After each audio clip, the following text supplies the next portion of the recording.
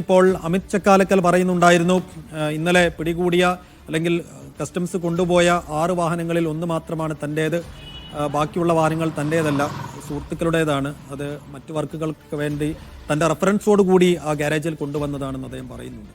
അപ്പോൾ അമിത് ചക്കാലക്കലുമായും ഒപ്പം ദുൽഖർ സൽമാനുമായും ബന്ധപ്പെട്ട് എത്ര വാഹനങ്ങൾ ഇനിയുമുണ്ട് എന്നാണ് ഇപ്പോൾ കസ്റ്റംസ് കരുതുന്നത്? ഇന്നത്തെ പരിശോധനാ നടപടികൾ എങ്ങനെയായിരിക്കും അറിയാൻ കഴിയുന്നിടത്തോളം? അമിത് ചക്കാലക്കൽ കഴിഞ്ഞ ദിവസം തന്നെ മാധ്യമങ്ങളെ കണ്ടപ്പോൾ ഇക്കാര്യം വ്യക്തമാക്കുകയാണ്. അതായത് അദ്ദേഹത്തിന്റെ വീട്ടിൽ നിന്നും കസ്റ്റംസ് 2 വാഹനങ്ങളായിരുന്നു ഇന്നലെ കൊണ്ടുപോയിരുന്നത്.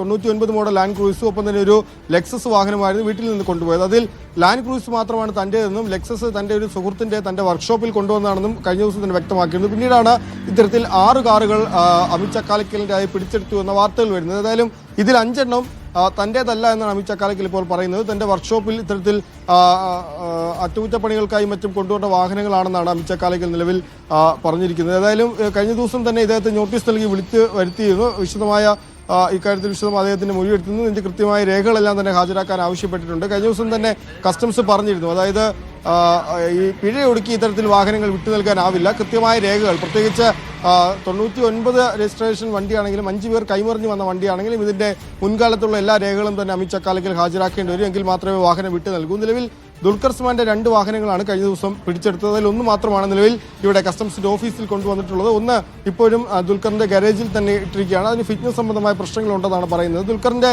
കൂടുതൽ വാഹനങ്ങൾ ഇത്തരത്തിൽ കടത്തിക്കൊണ്ടുവന്ന വാഹനങ്ങൾ ദുൽഖർ വാങ്ങിച്ചിട്ടുണ്ട് എന്നാണ് കസ്റ്റംസ് കണ്ടെത്തിയിരിക്കുന്നത്. അതിൽ 4 വാഹനങ്ങൾ വാങ്ങിച്ചിട്ടുണ്ട്, 2 വാഹനങ്ങൾ കൂടി അതിൽ കണ്ടെത്താനുണ്ട് എന്ന് കസ്റ്റംസ് പറയുന്നുണ്ട്. നിലവിൽ മറ്റൊരു പ്രധാനപ്പെട്ട കാര്യം, ദുൽഖറിന്റെ പിടിച്ചെടുത്ത വാഹനങ്ങളിൽ ഒന്നുമായി ബന്ധപ്പെട്ട് ചെറിയ ഈ പരിവാഹൻ സൈറ്റിലടക്കം ക്രമക്കേട് നടന്നിട്ടുണ്ടോ എന്നൊരു സംശയം കൂടി കസ്റ്റംസിനുണ്ട്. പ്രത്യേകിച്ച് ദുൽഖറിന്റെ പേരിലല്ല ഈ വാഹനം പരിവാഹൻ സൈറ്റിൽ രജിസ്റ്റർ ചെയ്തിരിക്കുന്നത്. ഒപ്പം തന്നെ 28 വർഷം പഴക്കമുള്ള ഈ വാഹനത്തിന് നിലവിൽ 2038 വരെ ഫിറ്റ്നസ് ഉണ്ടെന്നും കാണിക്കുന്നുണ്ട്. അപ്പോൾ അത്തരത്തിൽ ഈ വാഹനത്തിൽ വലിയ തോതിലുള്ള ക്രമക്കേട് ഈ വാഹനത്തിന്റെ രജിസ്ട്രേഷനുമായി ബന്ധപ്പെട്ട് നടന്നിട്ടുണ്ടെന്നടക്കമുള്ള കാര്യങ്ങൾ നിലവിൽ മോട്ടോർ വാഹന വകുപ്പിന് കസ്റ്റംസിന് സംശയമുണ്ട്. ഒപ്പം തന്നെ 36 വാഹനങ്ങളാണ് നിലവിൽ പിടിച്ചെടുത്തിട്ടുള്ളത്. കസ്റ്റംസ് കഴിഞ്ഞ ദിവസം പറഞ്ഞത് 150 മുതൽ 200 വരെയുള്ള വാഹനങ്ങൾ കേരളത്തിൽ മാത്രം വിറ്റിട്ടുണ്ടെന്നാണ്. അപ്പോൾ മറ്റു വാഹനങ്ങൾ കൂടി കണ്ടെത്തേണ്ടതുണ്ട് കസ്റ്റംസിന്. അതിനുവേണ്ടിയുള്ള പരിശോധന തുടരുക തന്നെ ചെയ്യും.